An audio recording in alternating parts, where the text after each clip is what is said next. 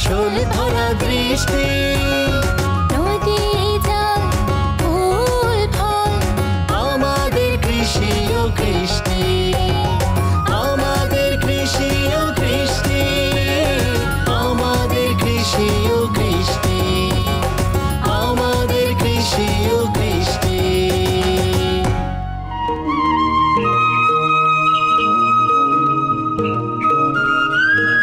পথের মতো অফুরন্ত সম্ভাবনাময় আমাদের কৃষি। দেশের মানুষের খাদ্য চাহিদা পূরণ করার লক্ষ্যে অক্লান্ত পরিশ্রম করেন আমাদের কৃষক ও খামারিরা, যারা সারা বছর বৃষ্টিতে ভিজে রোদে পুড়ে মাটির বুক চিরে ফসল ফলায় আপন মমতায়, যাদের শরীরে মাটির গন্ধ পাওয়া যায়। সেই সব কৃষাণী ও খামারিদের সফলতার গল্প তুলে ধরতে ক্ষেত খামারে গ্রামগঞ্জে ছুটে চলে Provita feed and hatcheries limited কৃষি ও কৃষ্টি টিমের সদস্যরা। আমাদের কৃষি ও কৃষ্টি। ঝাউবন তথা ঝাউ গাছের সাথে বাংলার প্রকৃতির, বিশেষ করে সমুদ্র এবং নদী তীরবর্তী এলাকার বেশ সম্পর্ক রয়েছে, আর থাকতেই হবে। কারণ প্রভিটা ফিড অ্যান্ড হ্যাচারিজ লিমিটেড কৃষি ও কৃষ্টি টিম আজ এসেছে ভোলা জেলার চরফ্যাশন উপজেলায়। এখানকার নির্বাচিত জনপ্রতিনিধি জনাব আবদুল্লাহ আল ইসলাম জ্যাকব, তিনি বেশ বড় পরিসরে একটি খামার বাড়ি গড়ে তুলেছেন। তার 2 সন্তানের নামে নামও দিয়েছেন জেনিক ফিশারিজ এবং জেনিন এগ্রো ফার্ম। আর আজকে আমরা সারাদিন এই এগ্রো ফার্ম এবং ফিশারিজ অর্থাৎ এই খামার বাড়িটি ঘুরে ঘুরে দেখব। চলুন তাহলে দর্শক যাওয়া যাক।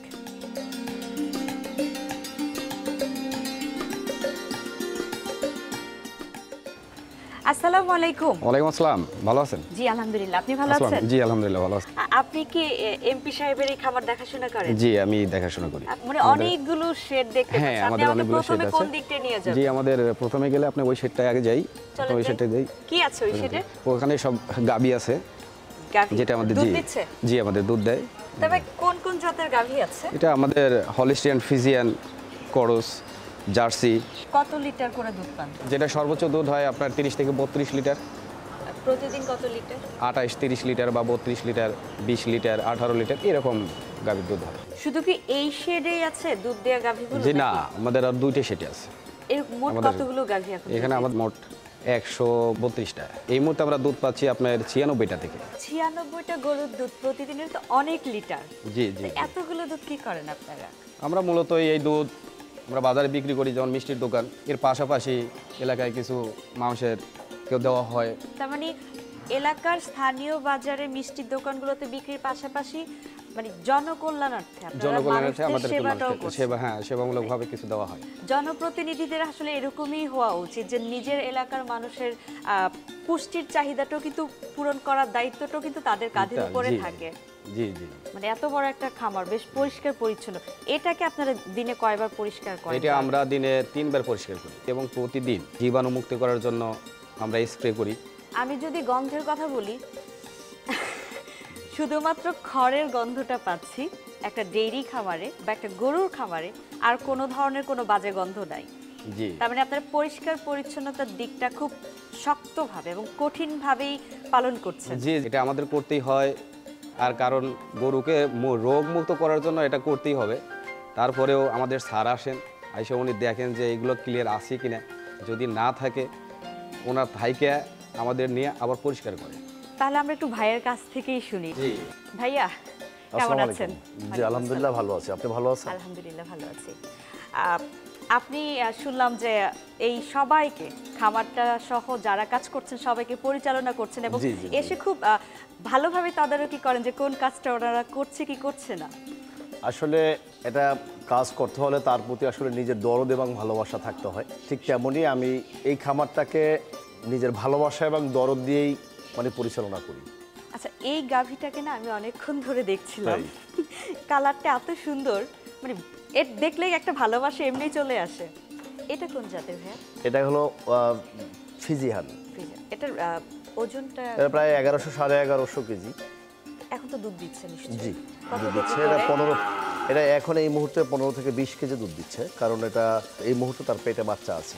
তো এই পর্যন্ত কয়বার বাচ্চা দিয়েছে তাহলে? এটা এই তৃতীয় বাচ্চা, এরপরে যেটা দিবে এটা চতুর্থ বাচ্চা। আচ্ছা, যেহেতু প্রেগনেন্ট আবার দুধও দিচ্ছে, এই গাভীর পরিচর্যাটা আপনারা কিভাবে নিচ্ছেন? আমরা এর প্রথম গুরুত্ব দিচ্ছি বাচ্চার উপরে, কারণ খামারের মূল সম্পদ হলো বাচ্চা।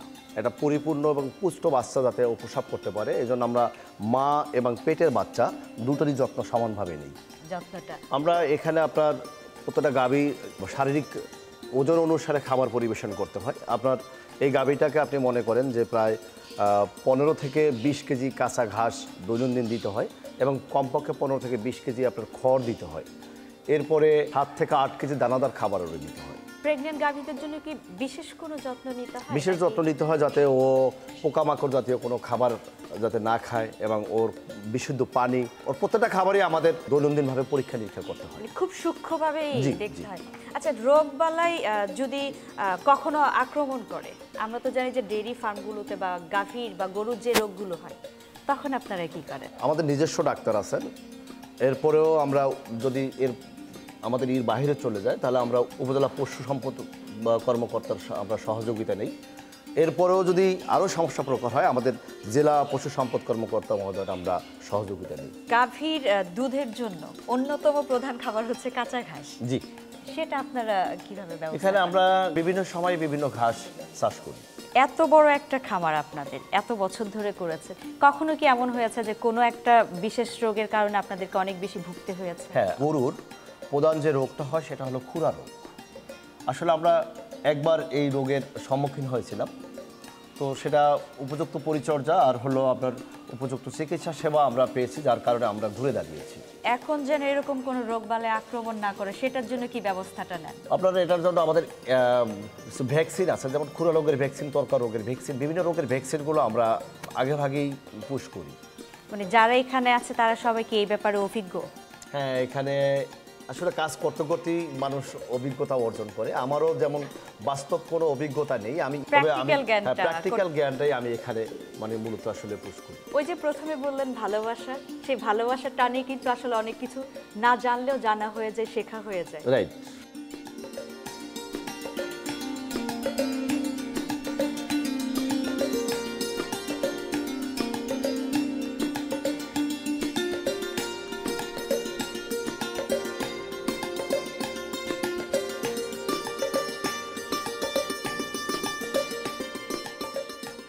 এটা নিশ্চয়ই বাছুরের জন্য, জি, মানে ওরা উন্মুক্তভাবে চলাফেরা মানে করতে পারে। আপনারা যদি বাচ্চা বেশি হাঁটাচলা করতে পারে, তাহলে ওর রোগ প্রতিরোধ ক্ষমতা বৃদ্ধি পায়। আমি আপনাদের এর আগে যে শেড ঘুরেছি এবং এই শেডটাও দেখছি, সবগুলো শেড কিন্তু একই মাপে করা।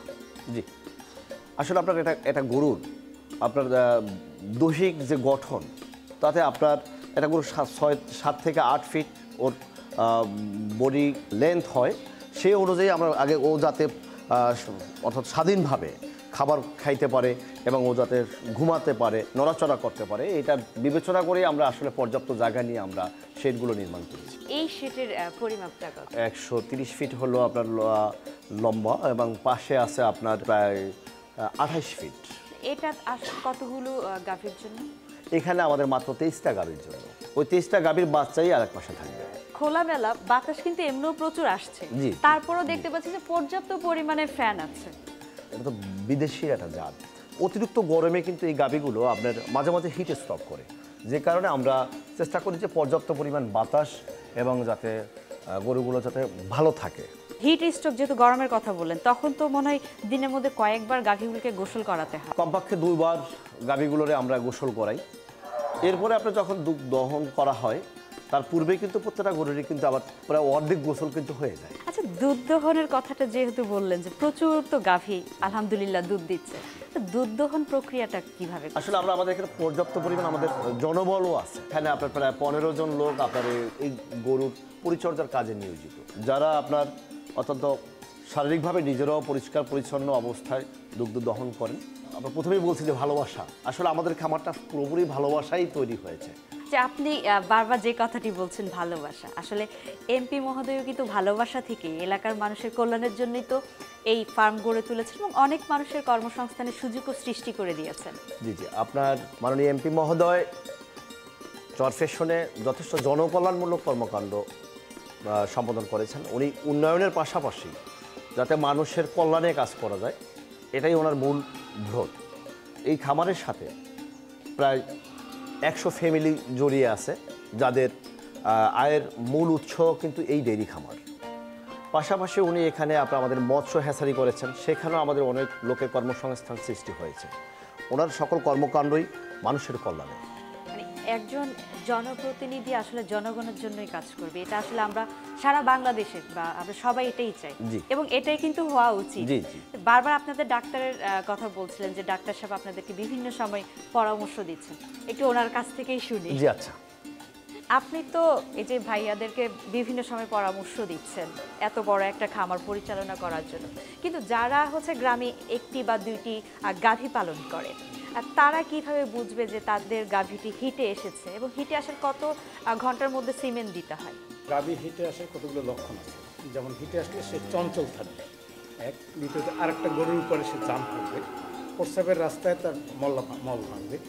এই সকল লক্ষণগুলো দেখলেই তখন বোঝা যায় যে গরুটা ডাকে আসছে, এবং ডাকে আসার পর থেকে 12 ঘন্টা থেকে 18 ঘন্টা এই সময়টাই উপযুক্ত সময়। এই সময়ের মধ্যে বীজ দিতে হবে, কৃত্রিম উপায়ে দেখ আর সরাসরি সারের মাধ্যমে দেখ। এই সময়টা পার হয়ে গেলে বীজ দিলেও কোনো আর বীজ দিলে সেখানে আর বাচ্চা ধারণ করবে না। আসলে খামারি এবং হচ্ছে আপনারা যারা সরকারি কর্মকর্তা আছেন, প্রাণী সম্পদ নিয়ে কাজ করছেন, সবার সম্মিলিত প্রয়াসেই কিন্তু সম্ভব আমাদের কৃষি অর্থনীতিকে এগিয়ে নিয়ে যাওয়া, কারো একার পক্ষে কখনোই সম্ভব না।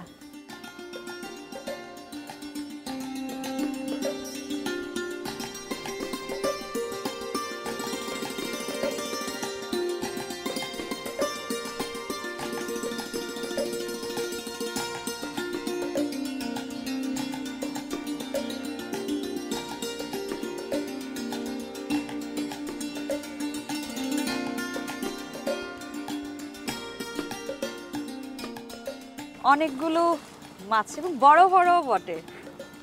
এই কোন কোন জাতের আছে? এখানে আপনার রুই, কাতল, মৃগেল, আরও অন্যান্য জাতীয় মাছ আছে। আসলে পর্যাপ্ত মাছ এই পুকুরে রয়েছে। আমাদের এখানে প্রায় আপনার 23টা পুকুর রয়েছে, যে পুকুরগুলোতে আমরা বাণিজ্যিক ভিত্তিতে মাছ চাষ করি। আচ্ছা, এই মাছের প্রজেক্ট, তারপরে হচ্ছে ডেইরি ফার্ম, এত সুন্দর একটা খামার বাড়ি, সব কিছু মিলিয়ে আপনাদের আসলে লাভ লস? আমরা এখানে বছরে আপনার মনে করেন আমাদের খরচ বাদ দেওয়ার পরেও আমরা প্রতি বছর এখান থেকে প্রায় 1 কোটি টাকার উপরে আমাদের আয় হয়, আলহামদুলিল্লাহ। এরপরে আমাদের যে ডেইরি ফার্ম আপনি দেখছেন, আমাদের ডেইরি থেকেও আমাদের সেখান থেকেও বছরে প্রায় আমাদের 1 কোটি টাকার মতন নেট ইনকাম হয়।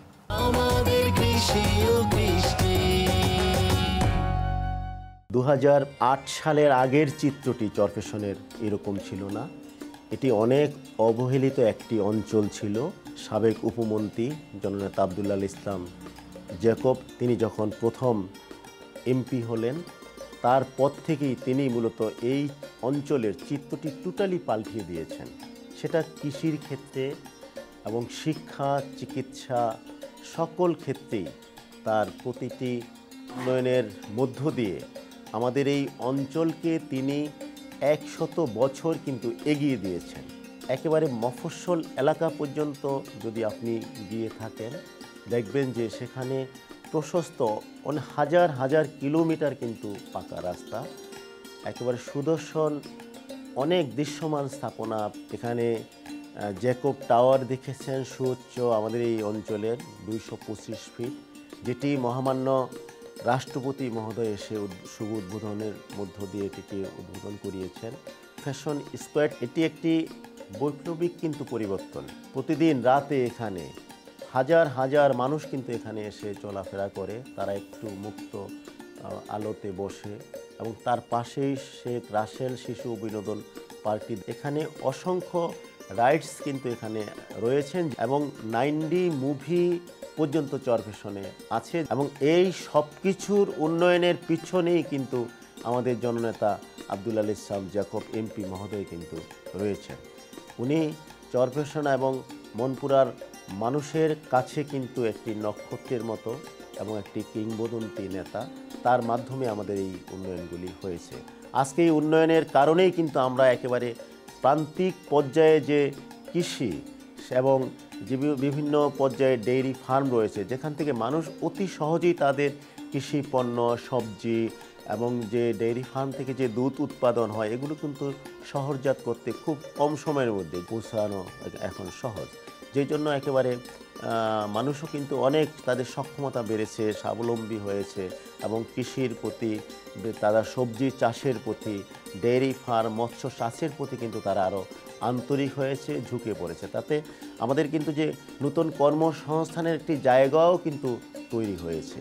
এখানে দেখেন মায়া ব্রিজ, একটি প্রায় 40 কোটি টাকা ব্যয় কিন্তু এই ব্রিজটি হয়েছে। এই ব্রিজটি হওয়ার কারণে কিন্তু আমাদের যে প্রান্তিক অঞ্চলে যেখানে ওই কৃষি পণ্যগুলো নিয়ে যারা হিমশিম খেত, তারাও কিন্তু অতি সহজে মফস্বল থেকে উপজেলা শহর এবং উপজেলা থেকে জেলা, জেলা থেকে কিন্তু একেবারে সরাসরি ঢাকা পর্যন্ত কিন্তু আমাদের এই পণ্যগুলি পৌঁছায়। এবং চরবেশনের বিশাল একটা ক্ষেত্র কিন্তু তরমুজ চাষ হয়, সবজি, শশা, করলা থেকে শুরু করে অসংখ্য এই সবজিগুলো কিন্তু চরবেশনের চাহিদা পূরণ করে সুদূর ঢাকাতেও কিন্তু প্রতিদিন কিন্তু এখানে ট্রাকে ট্রাকে মাল ওখানে ট্রাক ভরে যাচ্ছে। এবং ইলিশের কিন্তু একটা প্রচুর সম্ভাবনা এখানে আছে। বাংলাদেশের কিন্তু বড় একটা ইলিশের ঘাটতি কিন্তু আমাদের এই অঞ্চল থেকে পূরণ হয়। সব মিলে আমরা আমাদের এই অঞ্চলের আধুনিক চরফ্যাশন মনপুরার স্বপ্নদ্রষ্টা, যিনি রূপকার সাবেক উপমন্ত্রী জননেতা আব্দুল্লাহ আল ইসলাম জ্যাকব এমপি মহোদয়ের কাছে আমি ঋণী। আমাদের এই অঞ্চলের 6 লক্ষ মানুষ তারকে কৃতজ্ঞতা জানাচ্ছে এবং এই চরফ্যাশন সহ সমগ্র ভোলা জেলা আধুনিক একটি পর্যটন কেন্দ্রেরও কিন্তু সম্ভাবনা রয়েছে। এই জন্য যে আমাদের নেতা এই চরফ্যাশন, মনপুরা এবং কুকরি-মুকরিতে অনেক দৃশ্যমান পর্যটনের যে সম্ভাবনা জায়গাগুলি উন্নত করেছেন।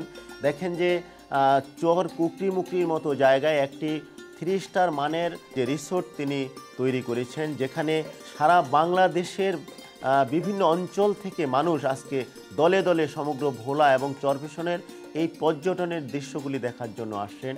এতে আমাদের সভ্যতা বিকাশের ক্ষেত্রে একটি এক ধাপ আগানোর কল্যাণকর ভূমিকাও কিন্তু এখানে রাখতে পেরেছে। আমরা শ্রদ্ধার সাথে কৃতজ্ঞতা জানাই মাননীয় প্রধানমন্ত্রীকে। উনি আমাদের এই দক্ষিণ বেল্টের মানুষগুলোর চিন্তা করে উনি আমাদের জননেতা সাবেক উপমন্ত্রী আব্দুল্লাহ আল ইসলাম জ্যাকব এমপি মহোদয়ের সকল উন্নয়নের যে সহযোগিতা করেছেন, উন্নয়নের যে নতুন মোড়ক উন্মোচন করেছেন এবং হাজার হাজার কোটি টাকা উনি এখানে যে বরাদ্দ দিয়ে সহযোগিতা করেছেন, এই কারণেই কিন্তু আমাদের এই বেল্টটি আজকে আধুনিক চরফ্যাশন সারা বাংলাদেশের মধ্যে একটি মডেল উপজেলা। আমাদের কৃষি ও কৃষ্টি। এলাকার মানুষের উন্নয়নের জন্য এবং সেই সাথে সাথে হচ্ছে আমাদের কৃষি অর্থনীতিকে সমৃদ্ধ করার জন্য আমাদের এমপি মহোদয় এবং তার সাথে সহযোগিতা করছেন আপনি। এই যে চমৎকার একটি খামার বাড়ি গড়ে তুলেছেন, আমার বিশ্বাস অন্যান্য এমপি সাহেবদের জন্য এটি একটি অনুপ্রেরণার বিষয় হয়ে দাঁড়াবে। আপনাদেরকে আরও বেশি অনুপ্রাণিত করতে আরটিভি এবং প্রবিটা ফিটের পক্ষ থেকে রয়েছে একটি সম্মাননা ক্রেস্ট। যত দূরে যায় আমি আমাদের এই খামারের মালিক, চরফ্যাশন মনপুরা গণমানুষের নেতা জননেতা আব্দুল্লাহ আল ইসলাম জ্যাকব এমপি মহোদয়ের পক্ষ থেকে আরটিভি এবং প্রবিটা ফিট লিমিটেডকে ধন্যবাদ জানাই। আমাদের কৃষি ও কৃষ্টি। বাংলার মাটি, বাংলার বায়ু, বাংলার জল, সর্বোপরি আবহাওয়া সব কিছুই কৃষির জন্য একেবারে পরিপূর্ণভাবেই উপযোগী। তাই তো বাংলাদেশের অর্থনীতি কৃষি নির্ভর অর্থনীতি, যার প্রমাণ আমাদের আজকের এই খামার বাড়ি। দর্শক, এখন আপনাদের জানিয়ে দিচ্ছি এই খামার বাড়ি সম্পর্কিত ছোট্ট তথ্যকণিকা।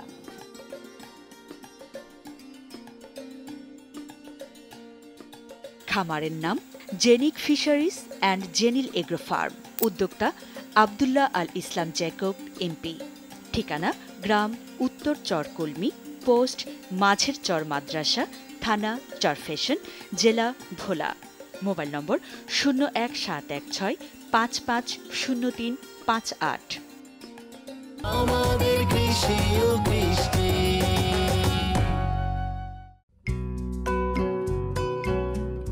বাজারে চাহিদার পাশাপাশি ভালো দাম পাওয়ায় সাতক্ষীরা জেলায় গ্রীষ্মকালীন টমেটো চাষ বাড়ছে।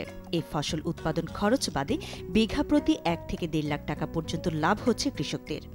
গত বছরের তুলনায় চলতি মৌসুমে ফসলটির প্রায় দ্বিগুণ চাষ বেড়েছে বলে জানিয়েছে জেলা কৃষি সম্প্রসারণ অধিদপ্তর।